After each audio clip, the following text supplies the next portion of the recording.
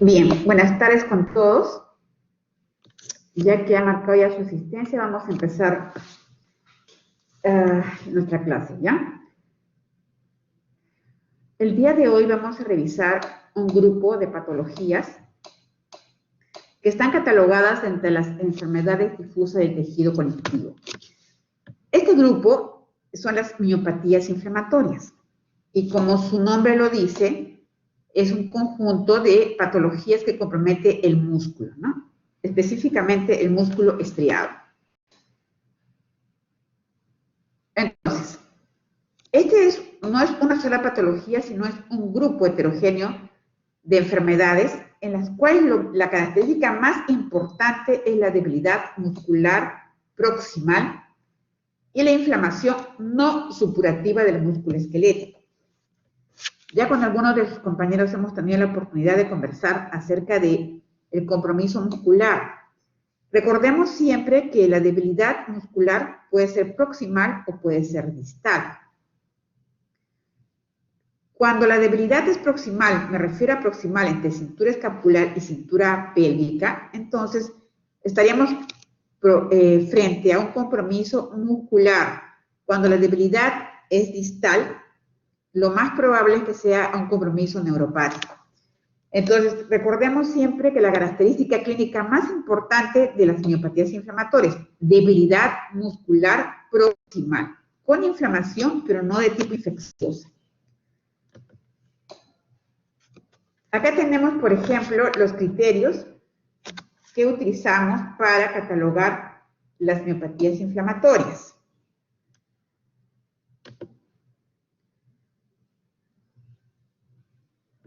Y entre ellos tenemos, por ejemplo, aquí, ¿no?, los criterios de Bohan, Per, los criterios de Tarhon y los criterios de Hashimoto. Entonces, los criterios básicamente están referidos a criterios clínicos y criterios de laboratorio electronográficos y de biopsia.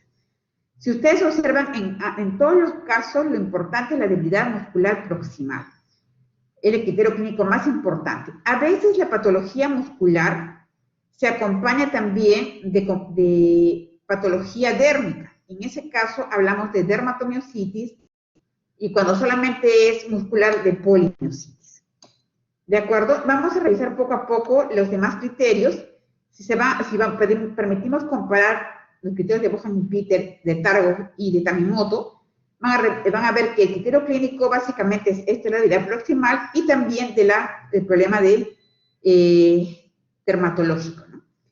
Sin embargo, también hay criterios laboratoriales como la elevación de enzimas, la electromiografía, la biopsia muscular.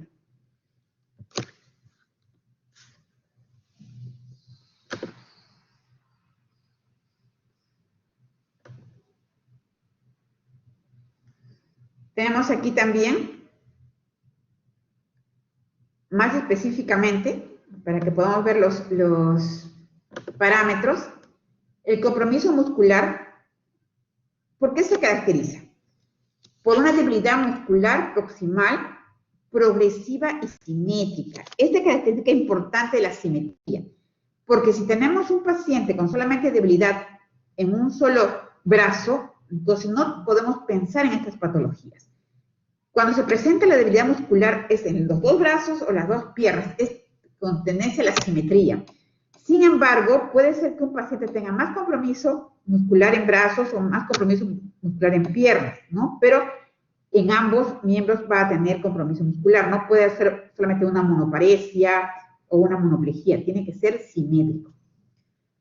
En la biopsia muscular, ya vamos a revisar con más detalle más adelante, hay necrosis de fibras tipo 1 y tipo 2, fagocitosis, regeneración de las fibras musculares, inflamación, puede haber problema de vasculitis.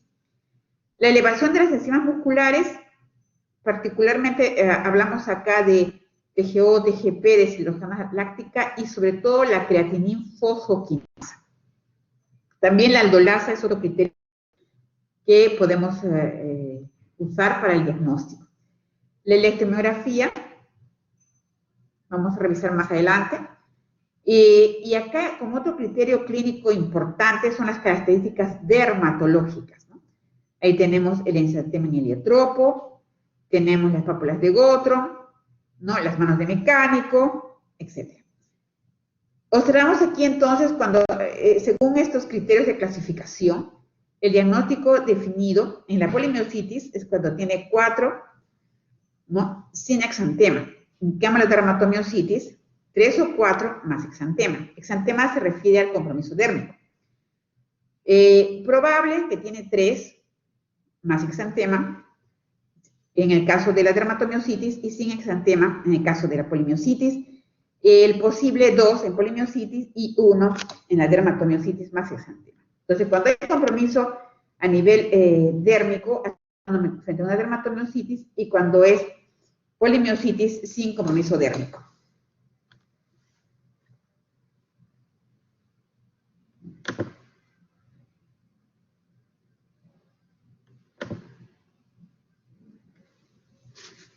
¿Qué grupo heterogéneo incluye este grupo de enfermedades?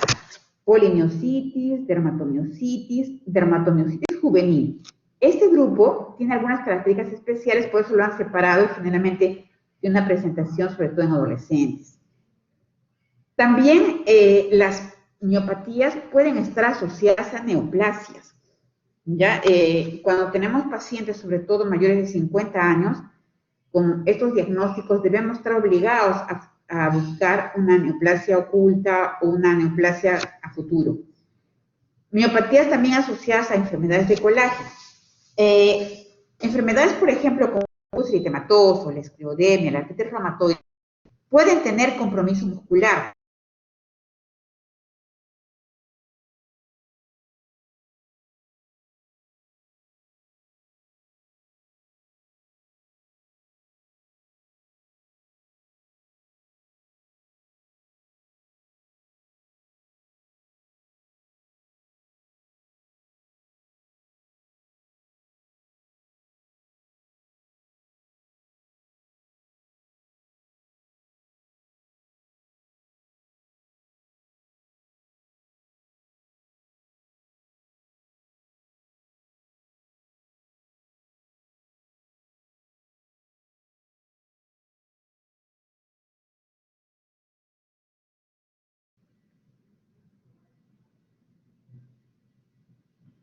¿Me escucha? Sí, doctora. Sí, doctora. Hubo un momento en que no me escuchaban, ¿verdad? Porque creo que me ha salido, no sé, la conectividad no está muy buena. A ver, voy a ver si puedo compartir otra vez, ¿ya? Ay, vamos a ver.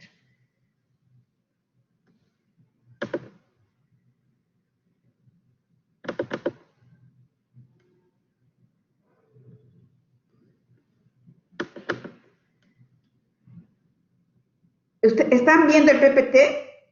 Sí, doctor, sí se está viendo. Ah, miren, acá yo no veo que estoy compartiendo, pero bueno.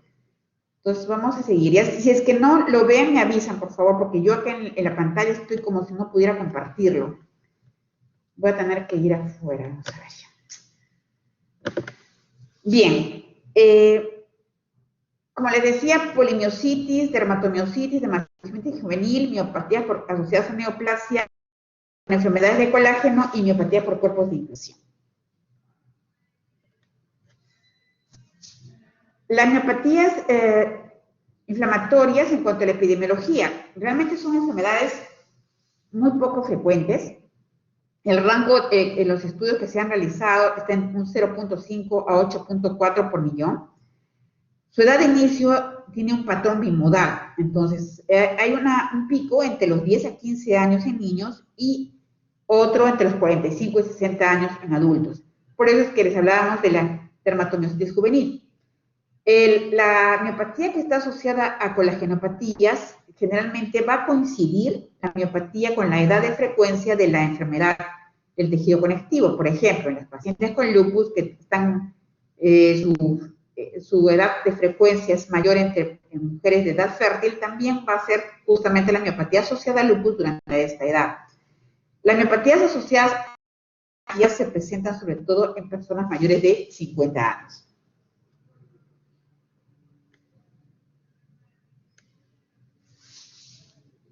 A ver, vamos a ver si puedo.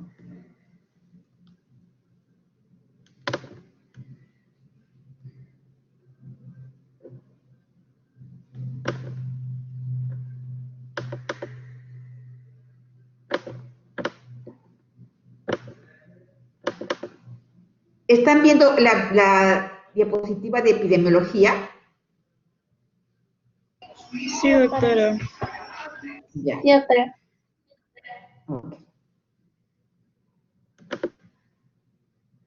En cuanto a la incidencia en varones y mujeres, las mujeres tienen una mayor frecuencia en las miopatías inflamatorias idiopáticas, en general en la polimiositis y dermatomiositis, en una proporción de 2:1, mientras que la miopatía por cuerpos de inclusión es más frecuente en varones, en una proporción inversa, ¿no? Entre 1:2.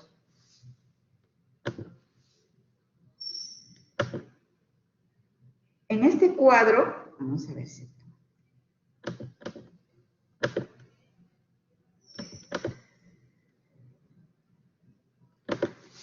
Que acá vemos un cuadro en el cual se comparan dermatomiositis, polimiositis y miopatía por cuerpos de inclusión.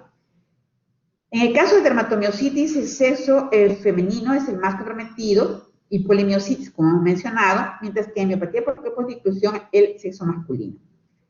La edad de comienzo en dermatomiositis es en adultos y en niños con el pico bimodal que mencionamos. En la polimiositis mayores de 18 años y en la miopatía por cuerpos de inclusión mayores de 50. Las asociaciones con enfermedades de tejido son más frecuentes en los pacientes de dermatomiositis. Se ha reportado un 20% en polimiositis y un 15% por miopatía por cuerpos de inclusión. En el caso de cáncer, debemos pensar más en la posibilidad de esta asociación cuando estamos en pacientes con dermatomiositis, ¿no? Se ha descrito hasta un 10 a 15%.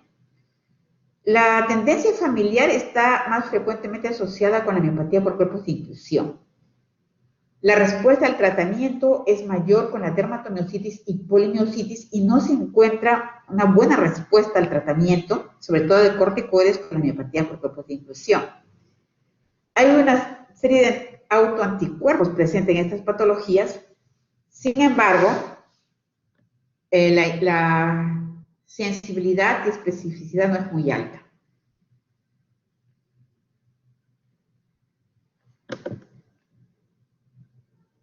En cuanto a la patogénesis, pensamos realmente que se piensa que las miopatías inflamatorias están asociadas con enfermedades inmunológicas. Van a ser desencadenados por factores ambientales en individuos predispuestos genéticamente. O sea, se repiten, ¿no? Este concepto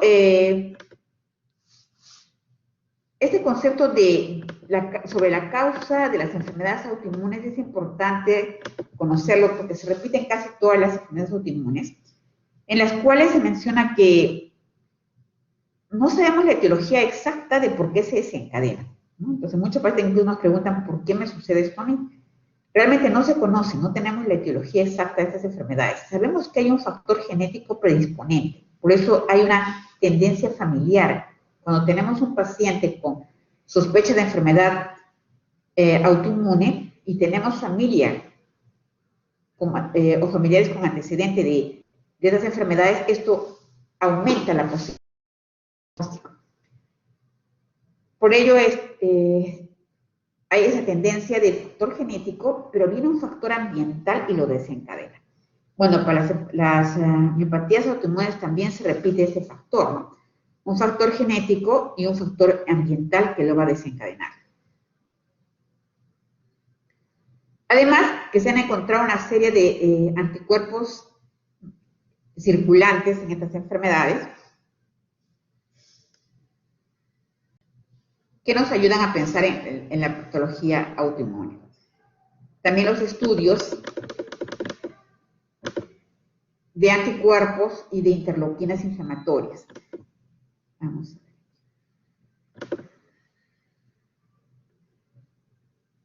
La etiología, por lo tanto, es específicamente desconocida. Los virus fuertemente implicados son el picornavirus, por ejemplo, se ha visto que pueden estar asociados con miopatías crónicas, ¿no? Animales para ver la posibilidad de las miopatías, se encontró que el Coxsackie virus en ratones suizos también está asociado con miopatías. Las clases de anticuerpos que se han encontrado en otros pacientes tienen una variación estacional. Por ello se ha visto que, por ejemplo, al entrar la primavera puede haber más incidencia de estas patologías.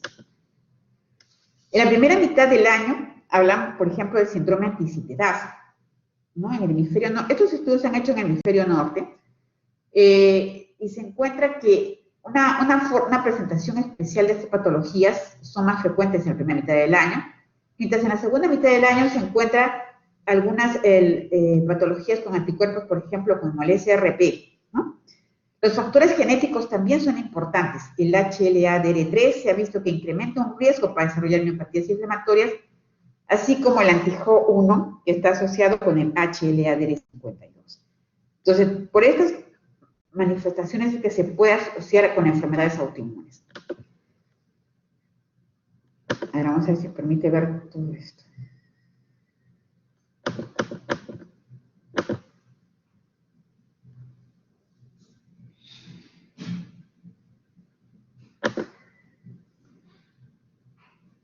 En cuanto a la patogenia,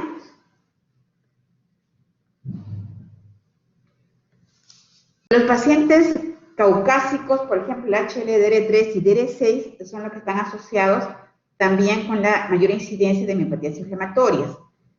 Con respecto a las miopatías por cuerpos de inclusión, están asociados más con el DR1, DR6 y DQ1. Se ha visto que hay diferencias en cuanto a la fisiopatología de las enfermedades, tanto de la dermatomiositis como de la polimiositis. Por ejemplo, en la polimiositis se ha visto más una patogénesis relacionada con la citotoxicidad antígeno específica, mediada por células, mientras que en la dermatomiositis, cuando hay compromiso dérmico, está más asociada con mecanismos inmunes de tipo humoral. Entonces se ha encontrado más presencia de linfocitos B y de CD4.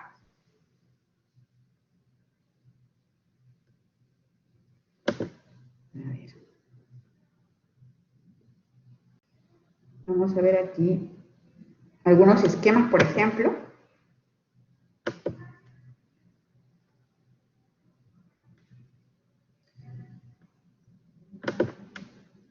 Acá, por ejemplo, este esquema, en lo que vemos la presencia más de CD4 y CD8, ¿no? Y en lo cual está relacionada más a polimiositis, ¿no? Y la siguiente más a dermatomiositis. Están observando las imágenes, ¿verdad? Sí, doctora. Ya, gracias. Otro aspecto importante es la presencia de citoquinas. Entonces, hay presencia de factor de necrosis tumoral, alfa, interleuquina, alfa y beta, interleuquina C, interleuquina 1. Para los diagnósticos de las patologías, miopatías inflamatorias, debemos tener en cuenta que no todas las patologías de miopatías van a estar relacionadas con enfermedades autoinmunes. ¿Qué quiero decir eso? Hemos visto la incidencia baja de las patologías autoinmunes y no son la única causa de enfermedades autoinmunes. Por ello, tenemos, por ejemplo, que cuando hacemos un diagnóstico diferencial en un paciente con debilidad muscular, lo primero que vamos a pensar, no vamos a estar pensando que tiene una polimiositis o dermatomiositis. Debo primero determinar otras causas mucho más frecuentes. Y como vemos en este esquema, por ejemplo, ¿no? Primero, ¿hay debilidad muscular objetiva o no? Si analizamos las características clínicas de esta enfermedad, puede venir un paciente el cual lo único que va a manifestar es debilidad. Probablemente, si no tiene dermatomiositis, no va a tener ninguna otra evidencia clínica de su enfermedad. Por lo tanto, es mucho más difícil hacer el diagnóstico y retrasa muchas veces el diagnóstico y empeora el pronóstico del paciente. Por ello, cuando nosotros tengamos un paciente que viene con debilidad muscular proximal, lo primero que debemos hacer es examinar adecuadamente al paciente y determinar las características clínicas de esta debilidad. Entonces, si hemos determinado que hay una debilidad objetiva, ¿no?, vamos a determinar si es generalizada o localizada. Si es generalizada, debemos pensar en miastenia gravis, parálisis periódica, caquexia, ¿no? Pero si es localizada, entonces debemos ver si es asimétrica o simétrica. Si la debilidad es simétrica y localizada, me refiero a localizada que solamente está a la altura de la cintura escapular o la cintura pélvica. O sea, no tenemos debilidad en todo el cuerpo en general, sobre todo al inicio de la enfermedad. Cuando la enfermedad avanza rápidamente, sí puede producir incluso una paraplegia, pero al inicio es localizada. Entonces, si tenemos una debilidad localizada, simétrica, entonces ahí vamos a tener si es proximal, si es distal. Si es proximal, entonces estaríamos hablando de nuestras patologías inflamatorias autoinmunes.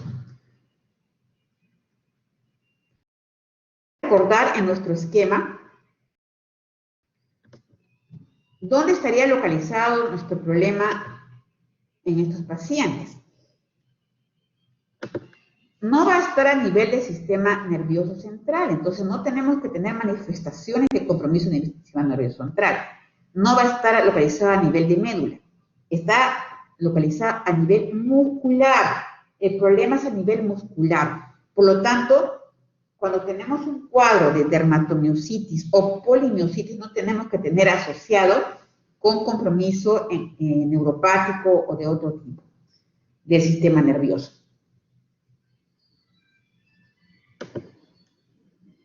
Esto también nos ayuda para ver diagnósticos diferenciales con otros tipos de miopatía. Yo les estoy mencionando que las miopatías es todo un tratado en medicina y generalmente es neurología quien más las evalúa.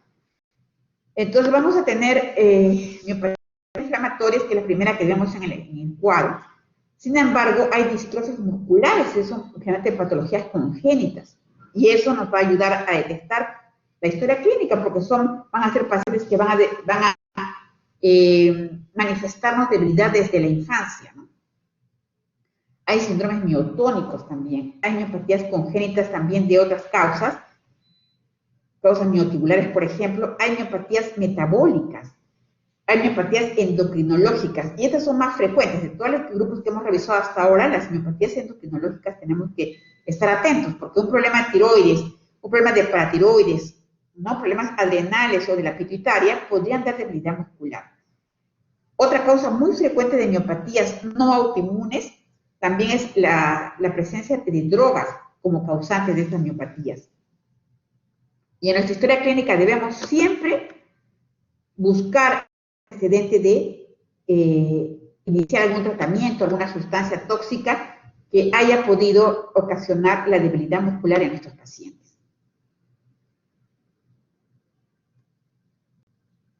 Aquí tengo, por ejemplo, en este cuadro, pueden observar algunas de las drogas que están asociadas con estas patologías, ¿no?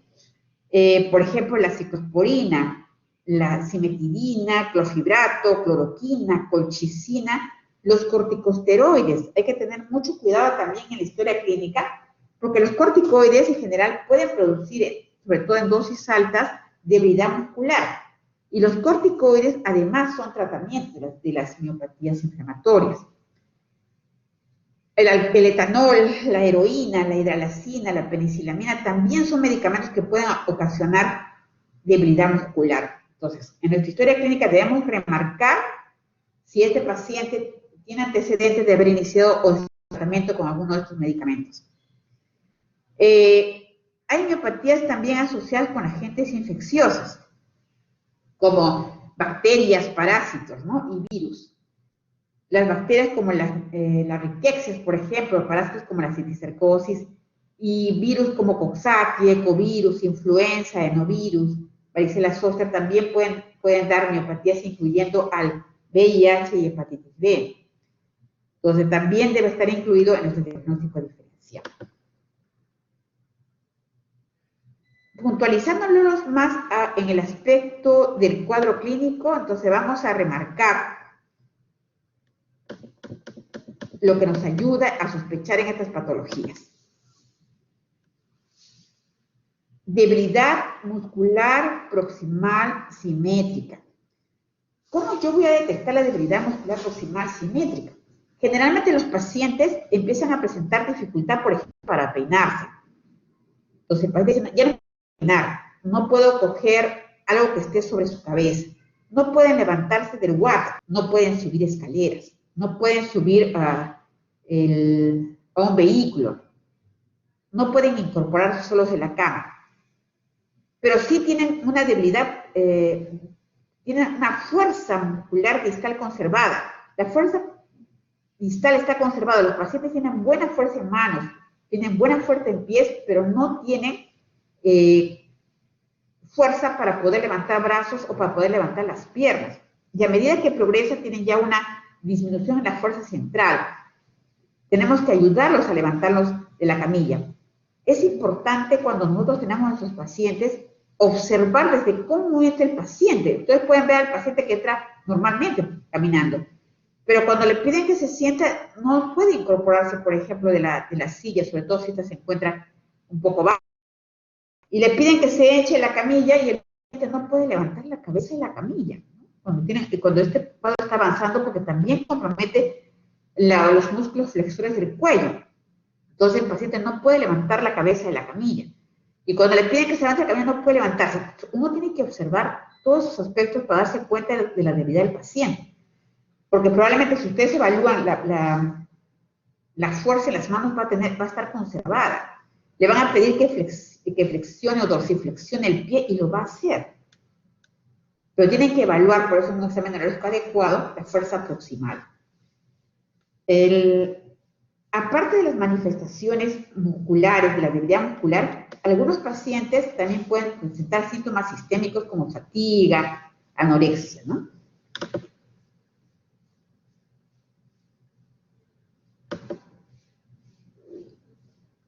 A ver. Entre los síntomas clínicos,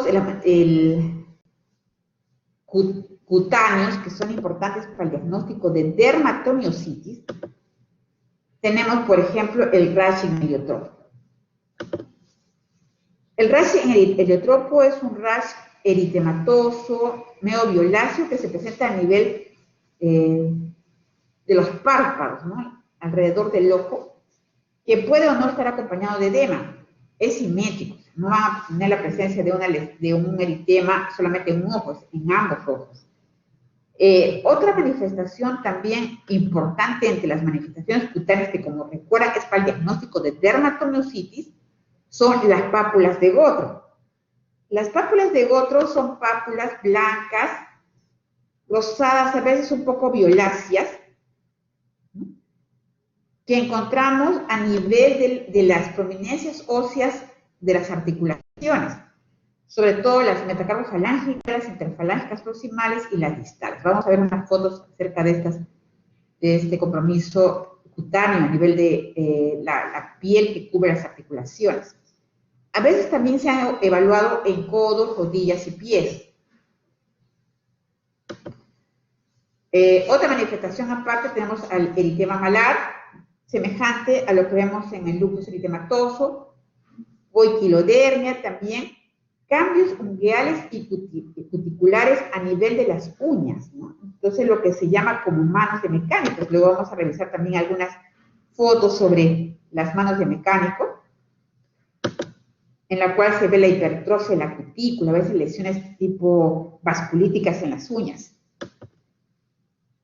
Las lesiones dérmicas en la dermatomiositis son muy variadas, pero algunas son muy típicas, ¿no? El Gotron, por ejemplo, es muy importante. Lógicamente, cuando hay nosotros de polimiositis no vamos a tener la presencia de estas lesiones, ¿no?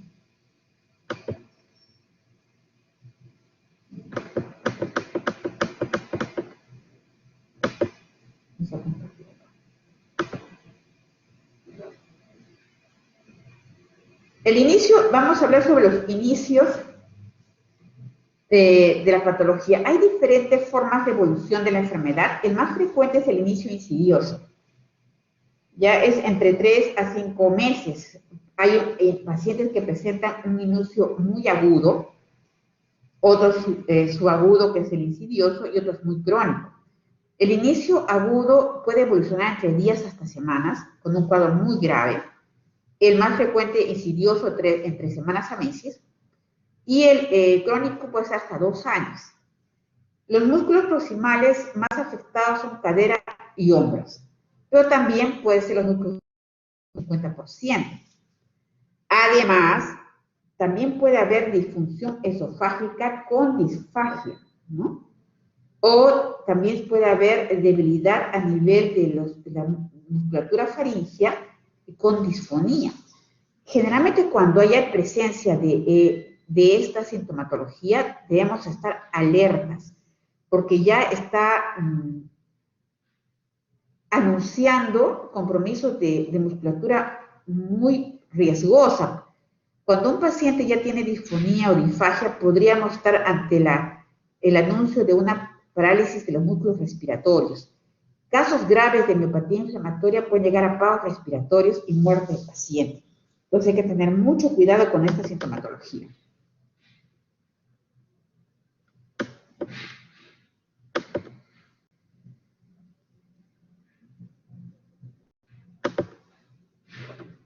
Bien.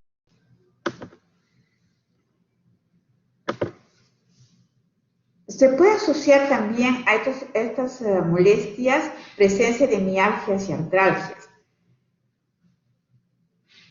Vamos a remarcar siempre la diferencia entre artralgias y artritis, la presencia de artritis cuando hay signos inflamatorios o la anamnesis, dolor articular de tipo inflamatorio, ¿no?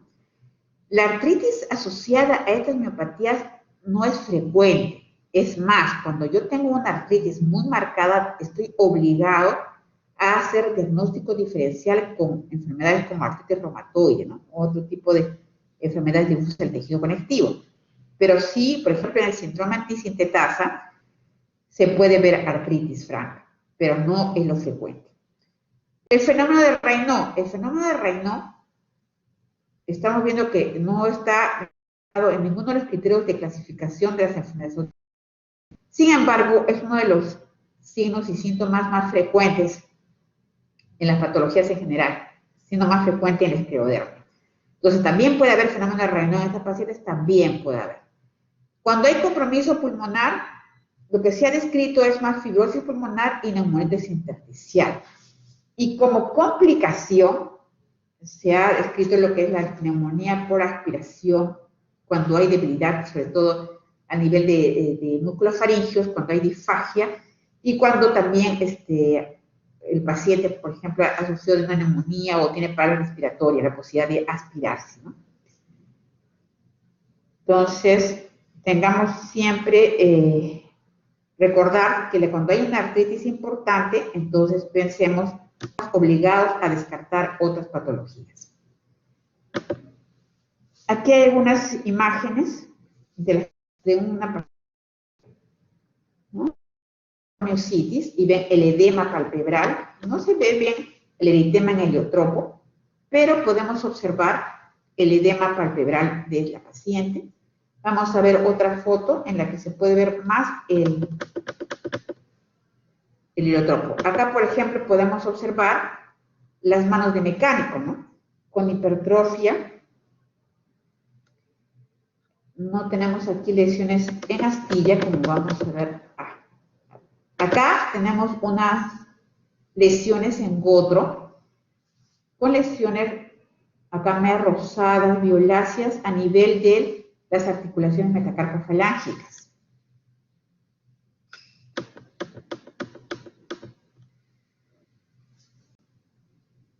Más lesiones a nivel de gotro en las manos, en metacarpofalángicas, y también lesiones ungueales, ¿no? En lo que se llama manos de mecánico, muy frecuente en el síndrome antisintetasa. En esta foto sí podemos ver mejor el heliotropo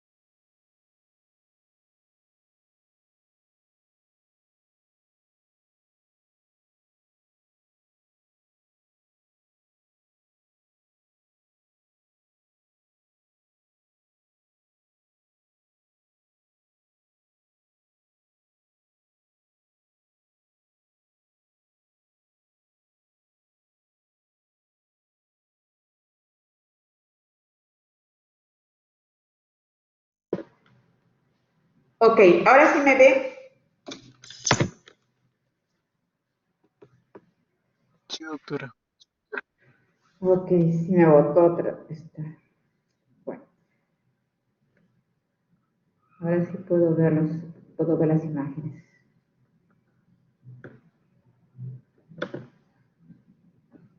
Déjenme acomodar porque no puedo correr las imágenes aquí. Realmente el internet está muy mal hoy día, no puedo.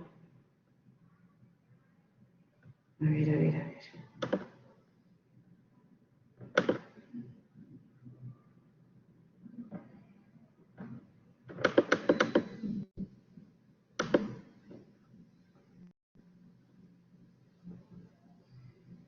He entrado.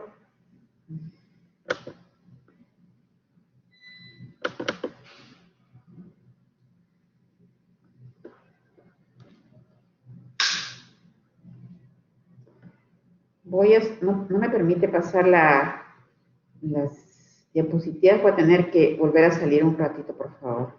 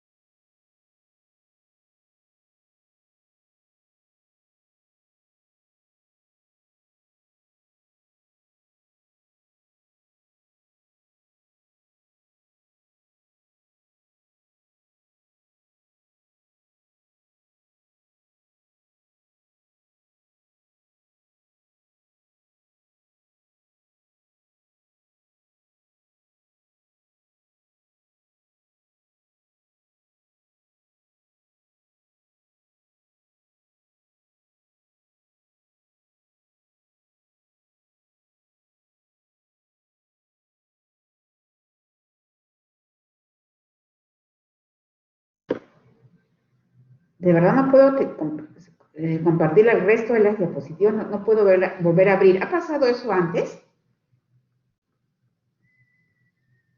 Porque no. Doctora, me parece que debe volver a ponerla como moderadora. Sí, el problema es que ni siquiera puedo abrir ni cerrar todo el archivo, no puedo ni aparece todas las filminas, no, he entrado varias veces, pero no puedo ni cerrar el. Ay, lo voy a cerrar otra vez, no sé.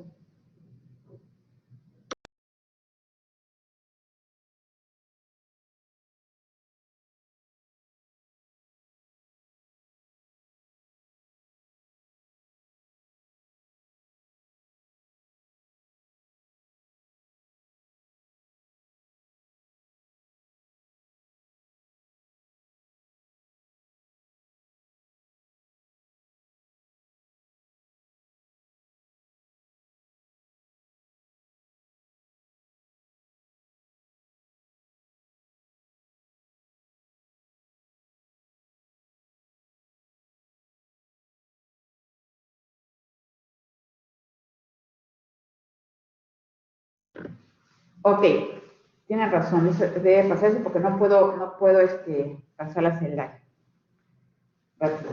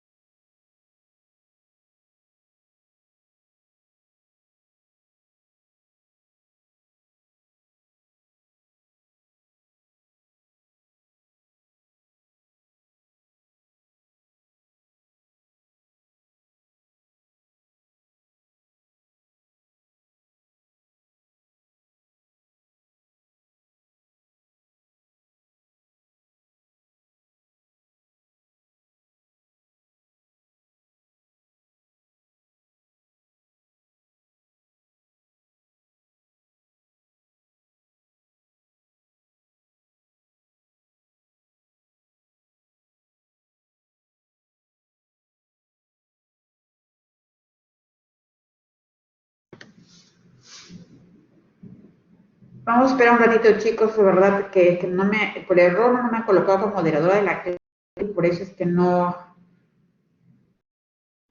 puedo cambiar las diapositivas. Un ratito el doctor Chacano va a volver a entrar para poder habilitarme.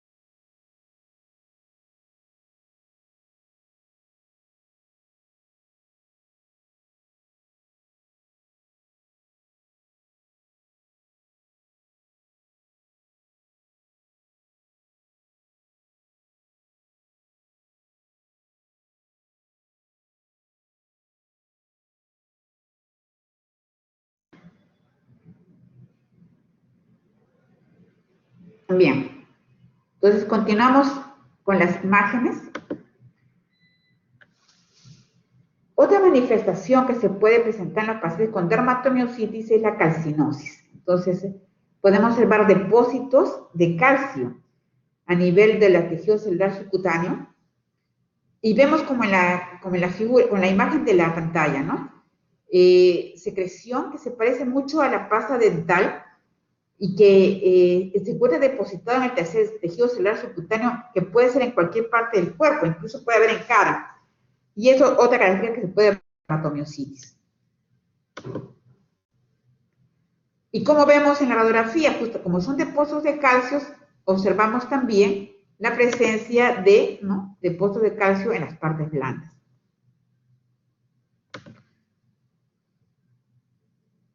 Como habíamos mencionado, también puede haber presencia de fibrosis pulmonar. Entonces, tengamos mucho cuidado en nuestros pacientes. Cuando hay fibrosis pulmonar o compromiso pulmonar, el pronóstico puede ser muy malo para estos pacientes.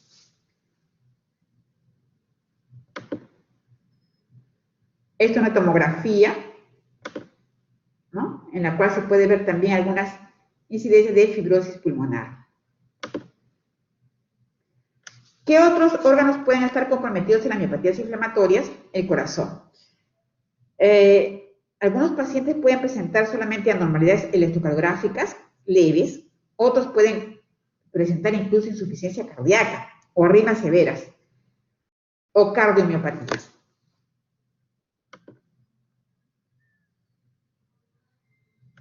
En cuanto a los exámenes de laboratorio, habíamos visto que en los criterios de clasificación son importantes las enzimas musculares, el aumento de la creatininfosfoquinasa, que no solamente sirve para el diagnóstico, sino también para la severidad. Entre más altos son los títulos de la creatininfosfoquinasa, más grave puede ser el cuadro clínico. Pero recordemos que es uno de los criterios. Por lo tanto, si tenemos un paciente con un cuadro clínico muy florido en cuanto a miopatías inflamatorias, entonces la CPK incluso podría ser normal y el paciente tener miopatía.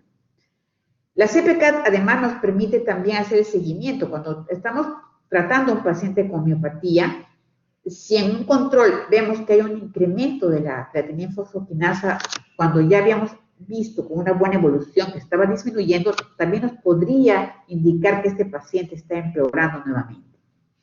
Otras enzimas son la aldolasa, la transaminasa, la deshidrogenasa láctica, que nos ayudan también para el diagnóstico. Entonces, hemos tenido casos en pacientes que llegan en emergencia, que dicen que tienen debilidad, y como no se piensa en patología, se piensa que tienen problemas hepáticos, cuando el problema es muscular. La velocidad de sedimentación puede estar normal o puede estar alterada.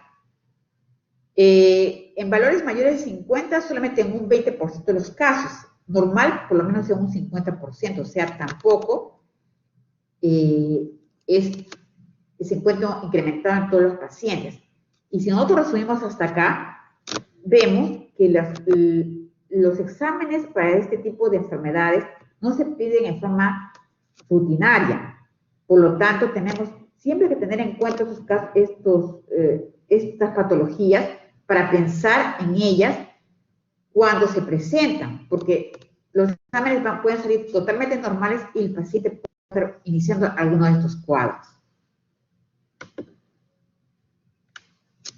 La presencia de autoanticuerpos. Estamos revisando una serie de anticuerpos en las patologías difusas del tejido conectivo.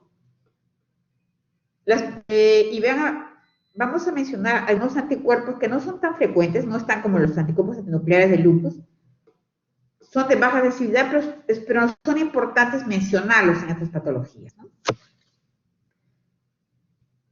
Por ejemplo, el anticuerpo antisintetasa, ¿no? Que se presenta en un 16 a 26% nada más de los pacientes que tienen el síndrome de antisintetasa.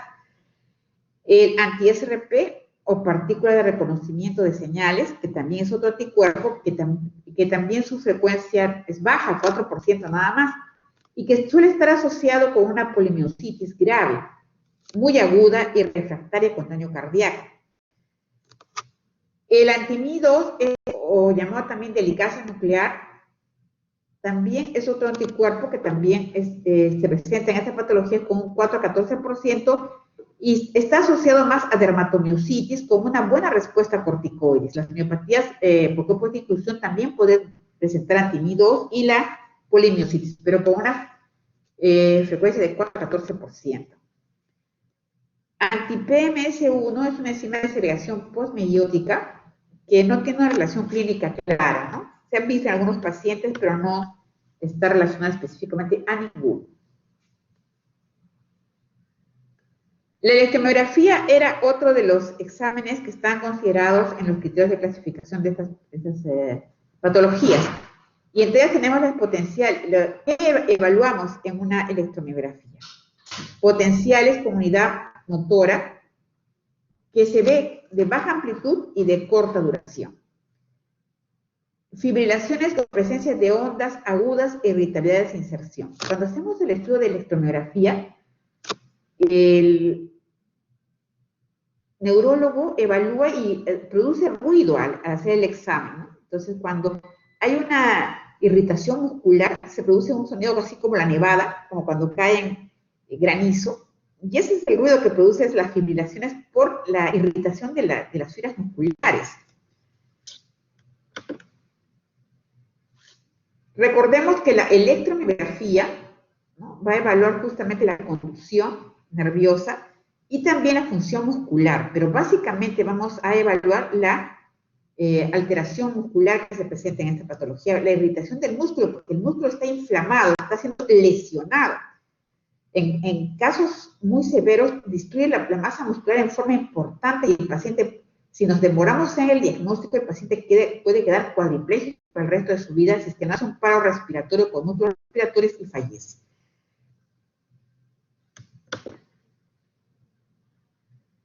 Aquí tenemos, por ejemplo, cómo es el estudio de electromiografía normal, las ondas que se producen en el estudio electromiográfico. Esto va a ser leído por el neurólogo. En la neuropatía, ¿no?, pero en la miopatía es básicamente más pequeño y más corto, ¿no?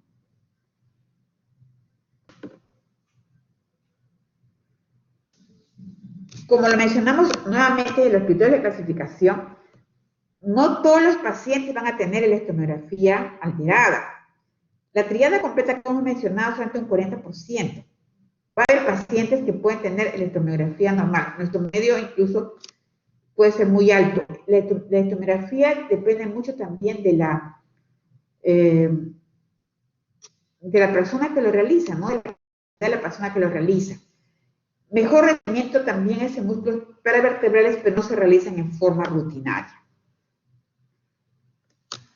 El otro criterio de clasificación de las miopatías es la biopsia. La biopsia debe ser adecuada. ¿A qué me refiero con adecuada? En primer lugar, debe tratarse de tomarse una muestra de un músculos comprometidos. El compromiso muscular en la miopatía puede ser en parches, o sea, no todos los segmentos van a estar comprometidos y puede ser que tomemos la biopsia de una zona que no tiene compromiso inflamatorio. Entonces, debemos tratar de tomar la muestra de un músculo realmente comprometido. A veces nos podemos ayudar con las resonancias, y si no, según la clínica, el deltoides, ¿no?, o el músculo más afectado. Una vez que se toma la muestra, debe tomarse adecuadamente y colocarse de forma estirada, porque si la fibra muscular se retrae, no va a ser una buena muestra para analizar. Entonces, debe ser una biopsia adecuada. ¿Qué hacemos en la biopsia de un músculo comprometido? Necrosis del músculo, regeneración de fibras musculares en estadios variables. O sea, van a encontrar uno que recién está inflamándose, que está necrosándose, otro que está regenerándose y otros lugares con atrofias.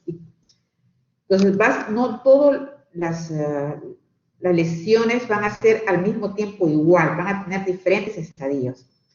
Va a haber un infiltrado inflamatorio perivascular y endomicial. Cuando son casos muy severos puede haber atrofia perifascicular y puede haber reemplazo, ¿no?, de fibrosis. Cuando el cuadro ha sido muy prolongado o muy severo, va a haber reemplazo del tejido muscular.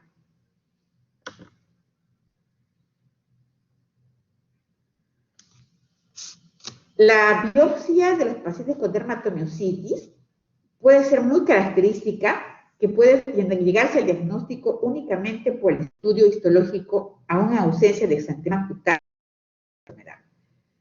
Pero, como les mencioné, la biopsia puede ser negativa, porque el compromiso es en parches, ¿no? Y sobre todo cuando el paciente previamente ha tenido el uso de corticoides, puede alterar la evolución de la enfermedad. Aquí, por ejemplo, tenemos algunos ejemplos, ¿no?, donde se ve marcado compromiso inflamatorio. Y en algunas zonas ya hay presencia de fibrosis.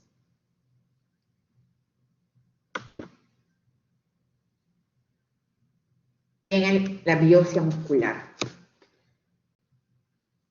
Recordemos siempre, en cuanto a la diagnóstica diferencial, las enfermedades neuromusculares, las endocrinopatías, los parásitos, los fármacos, las toxinas, déficit enzimático, que son enfermedades mucho más raras, pero que dan debilidad muscular.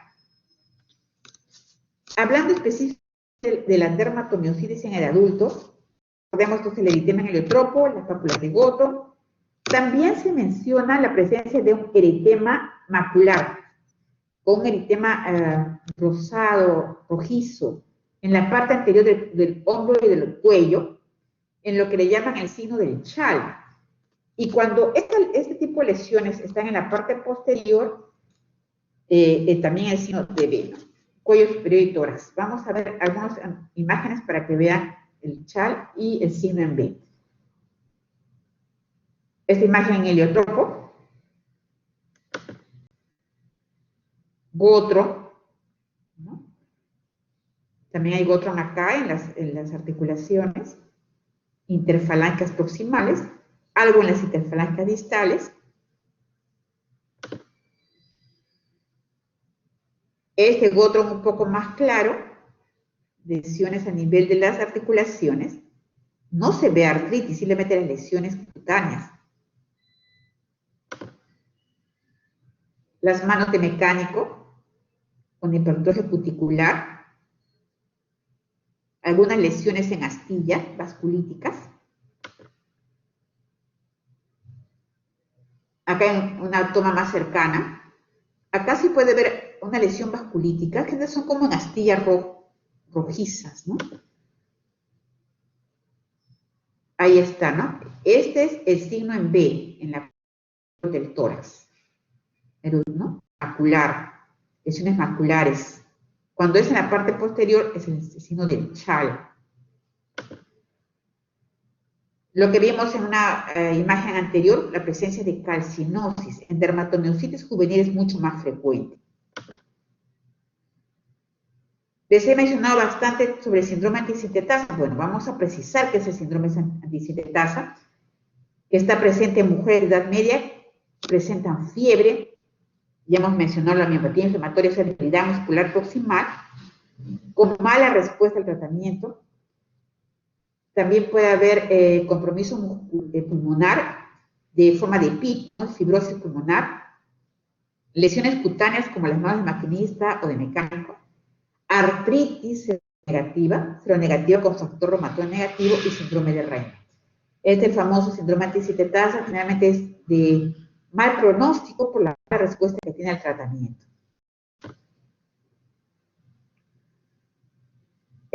Mencionamos que también puede haber fenómeno de Raynaud en estos pacientes.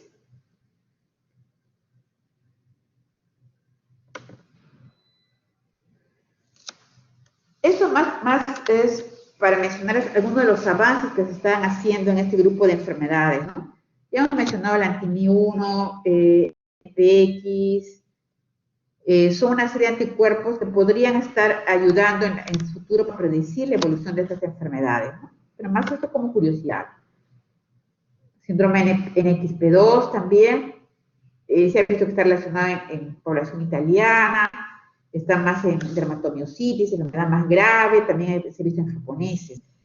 Son cuadros, es un grupo heterogéneo de enfermedades que no todos van a comportarse de la misma forma.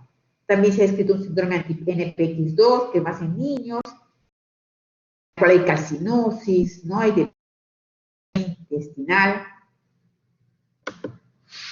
Entonces, hay una serie de síndromes asociados con anticuerpos. Este, por ejemplo, el MDA5, con una elevada mortalidad y con hemorragia alveolar incluyendo, o sea, con un compromiso pulmonar muy severo, se ha asociado este tipo de anticuerpos, ¿no?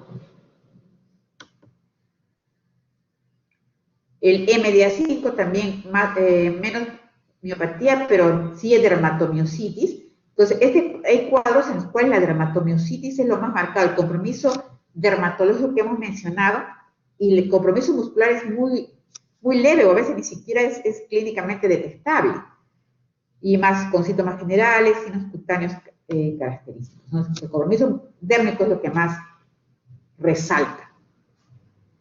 También los anti-Mi2 también se asocian con debilidad muscular, elevaciones musculares, fotosensibilidad, lesiones en chal que hemos mencionado, el heliotropo, hipertrofia de cutículas.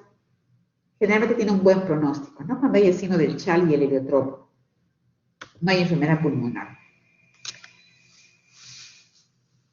Mencionamos en este grupo heterogéneo miopatías asociadas con malignidad.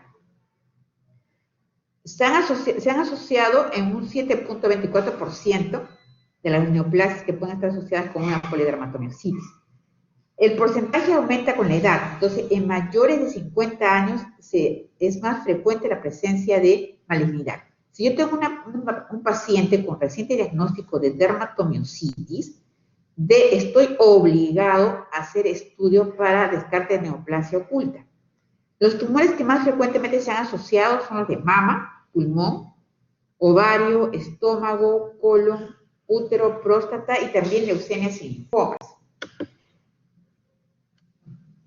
No siempre se presenta el cuadro muscular de neoplasia. En serie de estudios que se han reportado, se menciona que la miopatía puede estar antes de la presencia de la neoplasia en un 59, casi 60% de los casos. ¿Qué quiere decir? Que la miopatía nos puede anunciar que ese paciente va a ser neoplasia futuro. Y lo que se ha observado es que en seguimiento de pacientes con dermatomiositis que han hecho neoplasia, se ha encontrado esta neoplasia hasta en 3 años después del diagnóstico de la miopatía. Solamente se ha encontrado el diagnóstico simultáneo en un 10% de pacientes, ¿no? Entonces, que hacemos el diagnóstico de la neoplasia al mismo tiempo que hacemos el diagnóstico de la miopatía. Y también ha habido casos en pacientes que ya tienen una tumoración, una neoplasia, y durante su evolución hacen la miopatía, ¿no? Sobre todo en cáncer de mama hemos observado. Recordemos que la malignidad se asocia más en pacientes con dermatomiositis. La epipatogenia de por qué se asocia a neoplasias no se sabe. En cuanto al tratamiento, el tratamiento inicial de miopatías inflamatorias es corticoides. Estamos revisando bastante sobre corticoides en esta especialidad. Esta es una de las pocas patologías en las cuales utilizamos dosis altas de corticoides en dosis autoinmunes. Prednisona en 1 miligramo por kilo de peso, van a revisar algunas otras fuentes, van a llegar hasta 2 miligramos por kilo de peso. Y en casos muy severos, sobre todo cuando tenemos pacientes con disfagia, disfonía, compromiso pulmonar, llegamos a utilizar pulsos o bolos de corticoides con metilprednisolona. Es importante remarcar que cuando tenemos el caso de estos pacientes, no se debe retirar nunca en forma abrupta el corticoide. La bajada de corticoides en esta patología es muy lenta, porque las recaídas cuando hacemos este retiro pueden ser muy graves. Hemos tenido pacientes, recuerdo una chica muy joven, que mejoró, tuvo una respuesta espectacular a los corticoides, y lógicamente, como sabemos los eventos adversos que ellos producen, los padres lo retiraron bruscamente y la paciente llegó a hacer hasta paro respiratorio y quedó con secuela después de ese paro respiratorio. Entonces, no se puede retirar bruscamente los corticoides y menos en esta patología. El metotrexato es uno de los inmunosupresores que se utilizan frecuentemente en esta patología, tanto para ahorrar corticoides como para control de la enfermedad. Las dosis que utilizamos son más altas de las que se recomiendan en artritis reumatoide, llegamos a 50 miligramos por semana. Otro remisor también importante es la azatioprina en dosis de 2 a 3 miligramos por día. También hay estudios con ciclofosfamida, sobre todo cuando hay compromiso pulmonar y miocárdico, clorambucil, micofenolato mofetil, ciclosporina, y en casos muy severos podemos llegar a hacer uso incluso de la plasmaféresis. También le voy a mencionar que inmunoglobulinas y algunos tipos de biológicos, ¿no? La hidroxicloroquina lo utilizamos sobre todo para cuando hay compromiso cutáneo. Ayuda cuando hay presencia de dermatomiositis.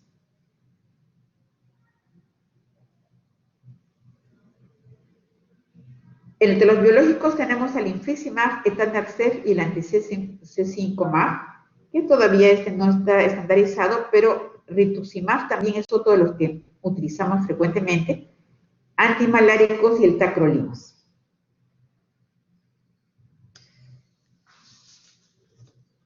Estamos revisando entonces un grupo de patologías, no es una sola entidad. Hay que definir bien tipos de patologías, sobre todo en qué edad se manifiesta, si tiene compromiso dérmico o no, si está asociado a neoplasia o a una enfermedad difusa del tejido. conectivo, ¿no?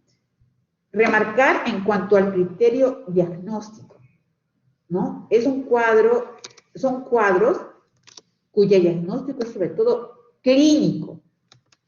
Pensemos siempre en estas patologías cuando un paciente nos dice que tiene debilidad muscular o debilidad, porque es un síntoma que la mayor parte de gente no le prestamos atención, retrasamos el diagnóstico y el pronóstico es muy malo en pacientes que se retrasa el diagnóstico, porque la destrucción de la masa muscular no vuelve a ser completa cuando el paciente ha pasado mucho tiempo de enfermedad. Y hemos tenido pacientes que han demorado meses hasta años en llegar a hacerse el diagnóstico. Peor, si es un cuadro muy agudo, puede ser incluso la mortalidad o morbilidad del paciente. Si bien son cuadros no muy frecuentes, pueden ser cuadros muy severos. Y hay que pensar en esas patologías para poder hacer el diagnóstico. Y remarcar nuevamente que toda miopatía inicialmente debe hacerse descarte de otras patologías que ocasionan miopatías antes de atribuirle la enfermedad autoinmune. Y que probablemente con el retiro de un medicamento que podría haber ocasionado, podemos mejorar la patología en vez de dar un tratamiento inmunosupresor. Entonces, siempre nuestra historia debe ser completa, ¿no? ¿Hay miopatía? No hay miopatía. Causas que pueden ocasionar, hacemos todo el descarte. Si hemos concluido con una miopatía autoinmune, recién empezar también con corticoides. Bien, chicos, ¿preguntas?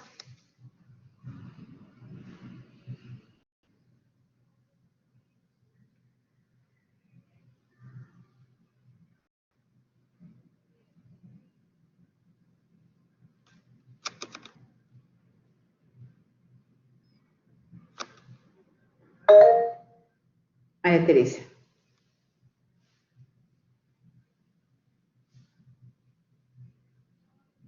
Te escuchamos, María Teresa. Sí, doctora, buenas tardes. Con respecto a lo que viene a ser, con respecto a lo que viene a ser las miopatías inflamatorias, usted mencionó de que eran más que nada, se manifestaban que eran proximales, pero ¿hay alguna miopatía que no me dé ese cuadro? Es decir, de que se presente distal y que no sea simétrico, sino asimétrico, porque estuve leyendo de que había una que era tipo la de miopatías por cuerpos de inclusión, que era simétrica y distal, y como que hacía una diferencia con lo que viene a ser la dermatomiositis y la polimiositis. Así es. Le hemos mencionado en el grupo inicial, ¿no? La miopatía por cuerpos de inclusión es una enfermedad que, aparte de tener compromiso muscular, por eso hay debilidad proximal, también puede tener compromiso neurológico y produce neuropatía con debilidad distal. Tiene características histopatológicas particulares y sobre todo no tiene un buen pronóstico porque no hay una buena respuesta a corticoides, ¿no? Entonces, sí está clasificada entre las miopatías inflamatorias, porque es una enfermedad inflamatoria, pero tiene sus características especiales. Entonces, tiene debilidad muscular proximal y debilidad nerviosa o neuropática distal. Tiene ambas, pero solamente la miopatía por cuerpos de inclusión. En las demás no se presenta la debilidad distal.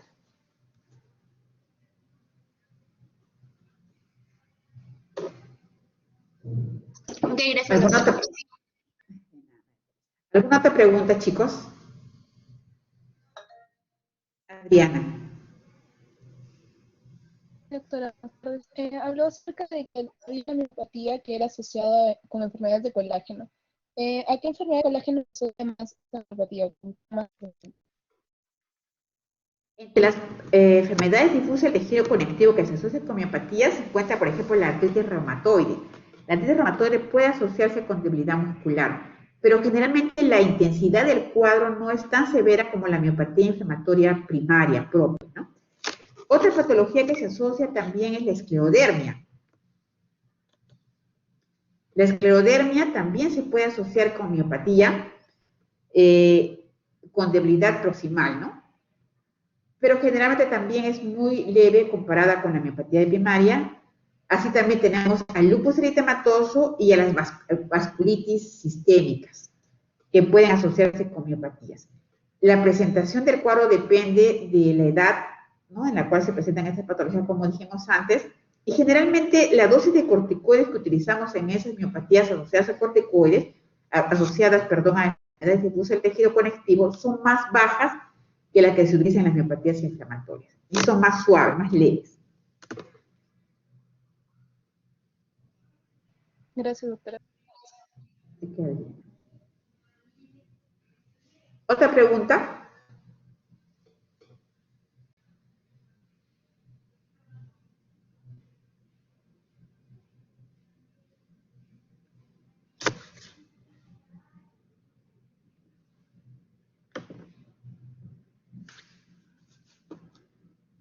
Bien. Para concluir entonces, chicos, tengan en cuenta siempre los cuadros de debilidad muscular, ¿ya? Debilidad muscular proximal.